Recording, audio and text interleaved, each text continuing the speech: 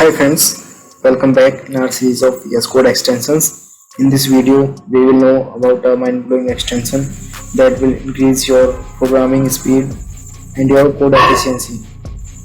So, for downloading extension, click on extension. Here, search auto rename tag.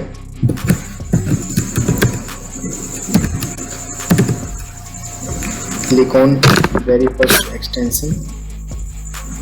Click on install.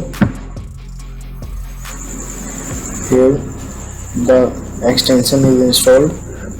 Now let's check it is working or not and how it works. So for checking, I will open that file,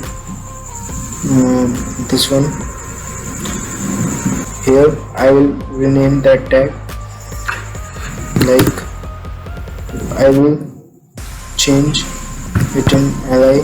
Changed only open tag and the close tag is automatically changed, so you don't have to change your close tag after adding this extension.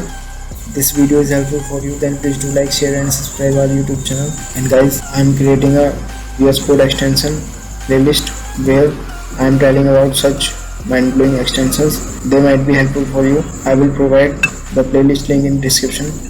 Please check out those videos. Thank you guys.